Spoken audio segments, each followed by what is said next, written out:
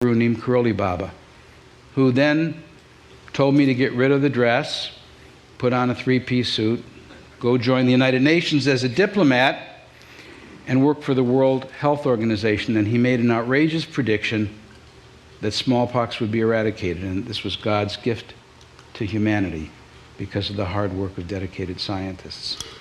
And that prediction came true, and this little girl is Rahima Banu. जय गुरुदेव। नमस्कार भक्तजनों, आज मैं आप लोगों को सन 1970 यानी कि 1970 की एक घटना बताऊंगी।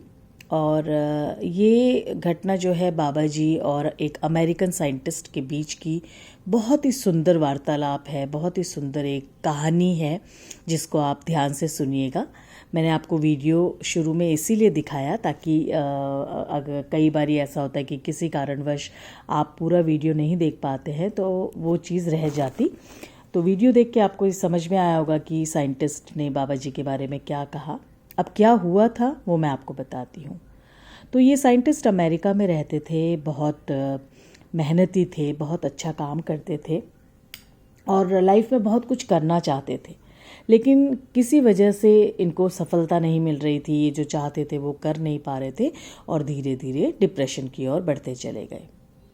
उन्हीं दिनों इनके दिमाग में पता नहीं कहाँ से ऐसा आया कि इनको मेडिटेशन की तरफ चले जाना चाहिए, आध्यात्म की तरफ चले जाना चाहिए। और हम सब जानते हैं कि आध्यात्म कहीं ना कहीं आपको भारत की ओर खींचता है। ऐसे ही जब इन्होंने भारत के बारे में जानकारी इकट्ठी करी तो इन्हें नीम करोली बाबा जी के बारे में पता चला और ये अमेरिका से सीधे आ गए कहाँ? कैची धाम, बाबा जी की शरण में। बाबा जी की शरण में इतने खुश हो गए, इतने प्रसन्न हो गए कि इन्हें ये लगने लगा कि अभी तक ये ज़िंदगी में कर ही क्या रहे थे। सब काम धाम छोड़ के बस बाबा की भक्ति में लीन हो गए। लेकिन हम सब जानते हैं कि बाबा जी की ज़िंदगी में जो भी लीलाएं होती है, जो भी उनसे मिलता है, कहीं ना कहीं बाबा जी को पहले से ही उनके बारे में पूरी जानकारी होती है।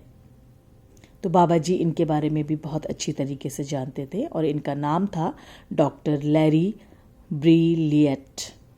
Doctor Larry Brilliant. और इनको जो बाबा जी ने नाम दिया वो दिया सुब्रमण्यम। इनको एक हिंदी नाम दिया इन्होंने। तो 1970 में आने के बाद 1973 यानी कि 1973 तक ये बाबा जी के साथ रहे और बिल्कुल इन्होंने ठान लिया कि अब मैं यहाँ से कहीं नहीं जाऊँगा। लेकिन बाबा जी ने इनको ज़िद करी कि तू जा, तुझे वापस जाना होगा और तू WHO वर्ल्ड हेल्थ ऑर्गेनाइजेशन के साथ जुड़ेगा। तुझे जुड़ना ही पड़ेगा क्योंकि तू तो आया ही एक बहुत ज़रूरी काम को अंजाम देने के लिए है। कहते हैं उन दिनों बाबा जी चेचक बीमारी से पीड़ित लोगों की वजह से बहुत परेशान रहते थे और उनके लिए कुछ करना चाहते थे। बाबा जी को पहले से ही ये आभास हो गया था कि डॉक्टर लैरी ही वो मनुष्य है, वो इंसान है जिनके हाथों ये काम होने वाला है। उन्होंने डॉक्टर लैरी को ज़बरदस्ती वापस अमेरिका भेजा और वहाँ जाकर जब डॉक्टर लैरी ने प्रयास किया तो उन्हें WHO में नौकरी मिल गई। और जैसे ही वो WHO के साथ जुड़े उन्होंने अपनी रिसर्च दोबारा शुरू कर दी और अपनी मेहनत से, अपनी लगन से उन्होंने चेचक बीमारी का वैक्सीन यानी कि उसकी दवाई इनोवेट कर दी। कहते हैं डॉक्टर लैरी ही वो इंसान है जिनकी वजह से अब लोग चेचक से कोसों दूर है। लोगों को चेचक नहीं होता और हम जानते हैं कि जब बच्चा पैदा होता है तो उसे बहुत जल्दी इसका टीका लगा दिया जाता है। डॉक्टर लैरी ने सन 1973 से 76 यानी कि 1973 से 76 के बीच में ये कार्य किया और ये वैक्सीन निकाल दी जो कि इम्पॉसिबल माना जाता था। लोग कभी सोच भी नहीं सकते थे कि चेचक की भी कोई दवाई निकल सकती है और ना ही डॉक्टर लैरी को इस बात का विश्वास था कि वो कभी WHO के साथ जुड़ पाएंगे। जो इंसान, जो साइंटिस्ट 1970 में संन्यास लेने के लिए भारत आया, उसने दुनिया में अपना ऐसा नाम किया कि आज तक भी उनको इस बात के लिए बहुत उनकी रिस्पेक्ट की जाती है। डॉक्टर लैरी आज भी ज़िंदा हैं और 83 इयर्स के हो चुके हैं। आप इस नाम से उन्हें अगर यूट्यूब में ढूंढेंगे तो वो बहुत सारे शो करते हैं, Ted show, talk show, seminars करते हैं, चैनलों के साथ काम करते हैं। और आपको ये जानकर बहुत हर्ष होगा कि अपने हर शो में वो अपनी सफलता का पूरी तरह से श्रेय देते हैं किनको?